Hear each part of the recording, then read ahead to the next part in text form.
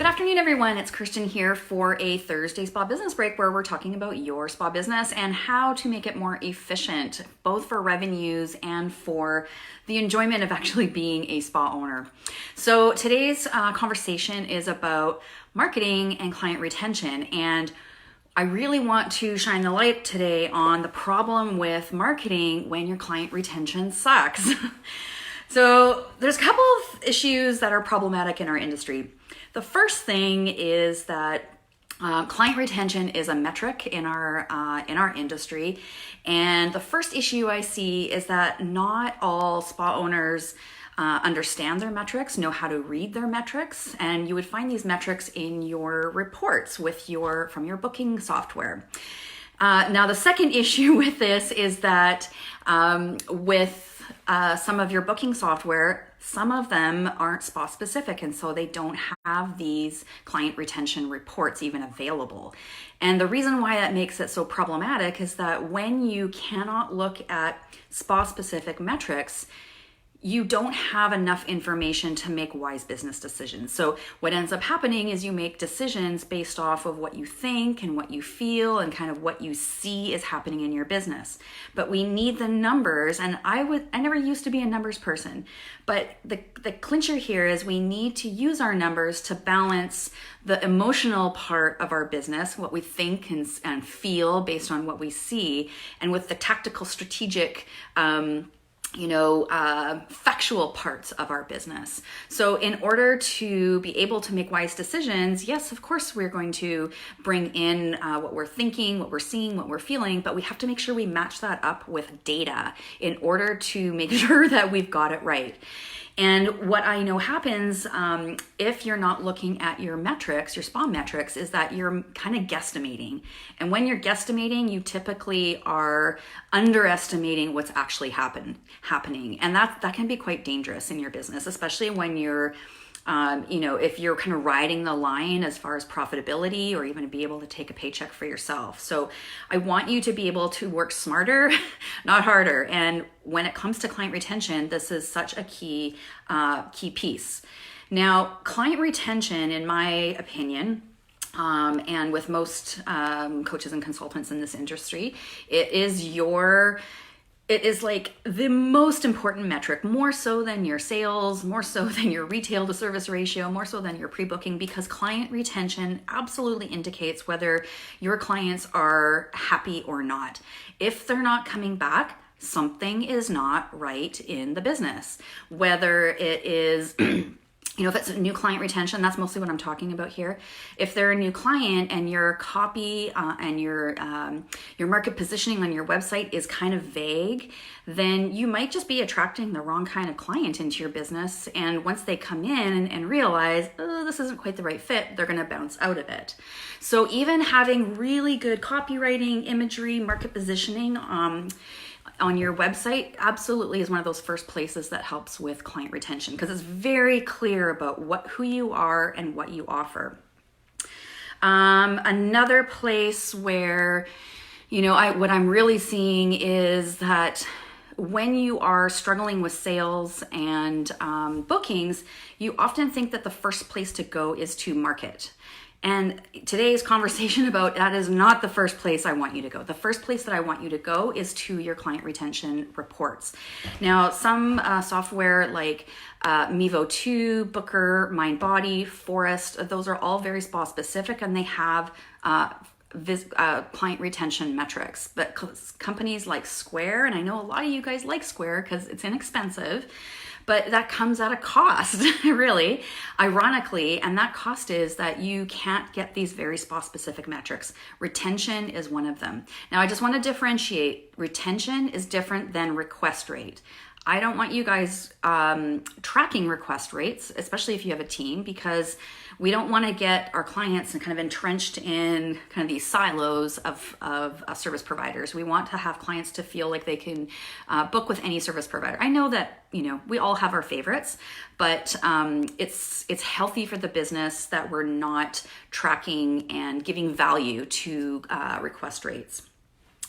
All right, so my first point about this whole thing about marketing versus retention, what comes first?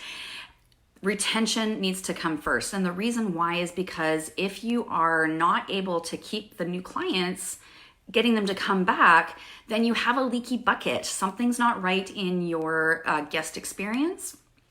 And you need to do some sleuthing to figure out what's going on. So if you're a solo, this can be done by doing surveys, anonymous surveys. Hey, Mike, nice to see you on here.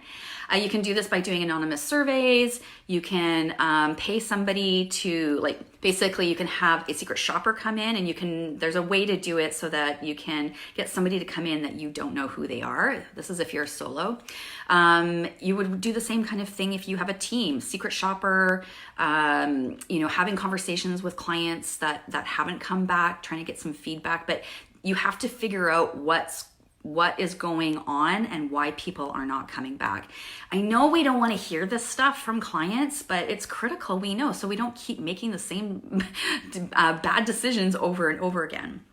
Right? So my first point is you want to make sure that you have the metrics to track your client retention.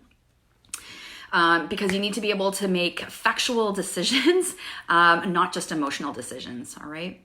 The second piece I want you to consider here is that I want you to fix your low client retention before you work on any major marketing initiatives.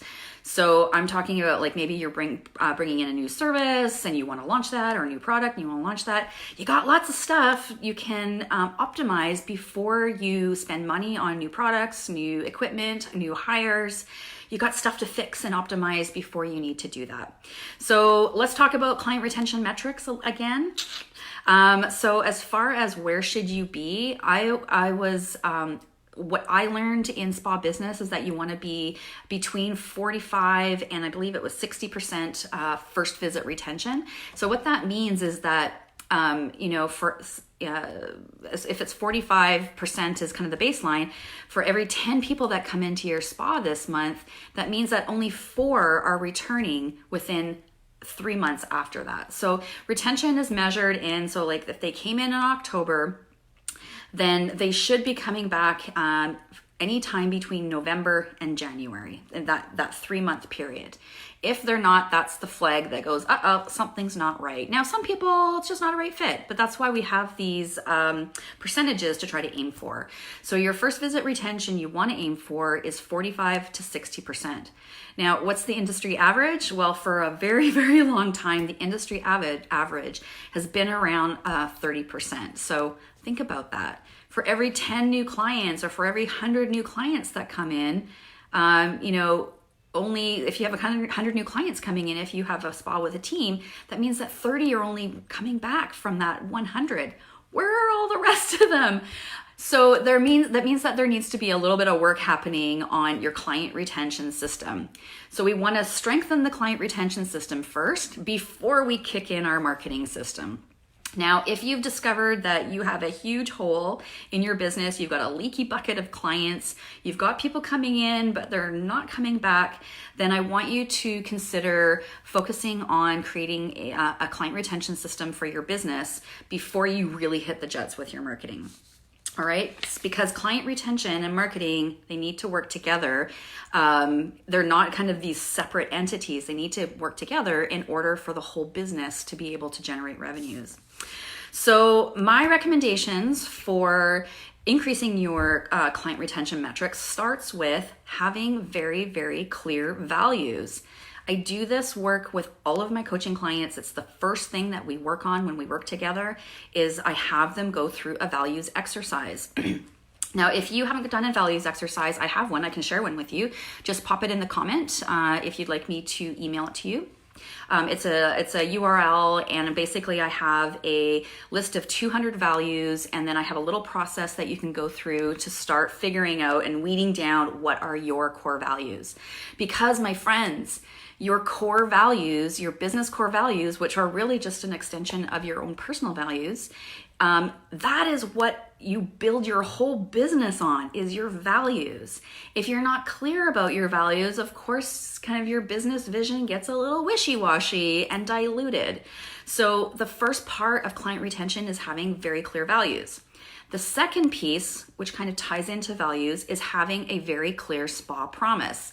Some of you may know this as your mission statement or your vision statement. I like to call it a spa promise because that was what I promised my guests. I promise to, we promise to, and they are all connected to your values. So basically your values list and why those values are important, we can turn those into a spa promise. Now, this is where some spa owners are like, I don't want to have to promise anything. Well, you should, because that's what you're in business for. You're trying to earn money. You want to do it by giving amazing skin services. Well, you have to have some sort of promise of result to clients. Otherwise, they're just kind of wondering why should they come to you, right? So values, spa promise. Those two things definitely want to go into your staff handbook, into your operations manuals. Your spa promise and your values are going to be used in your hiring and recruiting process. I mean, like they're literally used everywhere. They're used in your marketing, but here we're using it to strengthen your retention. Now, the next piece of a client retention system is to create a welcome letter or a little welcome package for new clients. Now, I definitely would include a welcome letter from you, the owner, a personal letter, and in it, you want to have a heartfelt thank you, and this can be just a canned little piece of copy. A heartfelt thank you from you, the owner. You know that they have lots to choose from, and this is what your spa promise is. Then I also want you to put in there, in case anything doesn't go according to plan, or if something happens and we haven't fully delivered on our spa promise, here is my contact information. Please contact me directly and I will make it better. Having that little nugget in there absolutely strengthens your retention because you're giving them a personal promise that if anything goes wonky, that doesn't go according to the promise and the guest experience that you promised, to contact you, because you do want to fix this. Now, the last thing that you want to include in a little welcome package, a welcome letter, is a bounce back coupon. And this bounce back coupon, I mean, this isn't a new strategy. This has been around for years. Big companies use it. Like I know that, I think I remember getting some from the Gap or something like that for a clothing store. But essentially it is, you give them a little coupon, please redeem this coupon for, maybe it's a discount off a service, maybe it's a value add to a service, but the clincher is to have a 90-day expiry on it. Okay, so it's encouraging them to come back and use that particular little gift, thank you gift, to bounce them back into their second appointment. Now, you could do a second bounce back coupon if you wanted. Sometimes it's often not necessary, but you could technically bounce them back for something else as well. So those are just one little system you can put together that would strengthen your client retention. All right. Now, once you've got that little system in place, then we can hit the jets with your marketing, okay? Now, even if you decide, oh gosh, I've looked at my retention, it's way worse than I thought it was. When you are putting this little package together to launch, you don't want to take your foot completely off your marketing. That's not what I'm saying. But I guess what I really want to say is just don't put all your eggs in one basket, the marketing basket, if you're needing more clients. Because if you've got a problem with retention, you fill the hopper with new clients in your marketing and you're just losing them. So, when you're marketing to new clients, it's way more expensive than if you were marketing to existing clients who love you. And the whole purpose of having a retention system is to create, a bunch of raving fans about your spa business, and it just keeps strengthening itself over and over again through the years. All right, so if you're struggling with client retention, I'm curious, don't feel bad about it.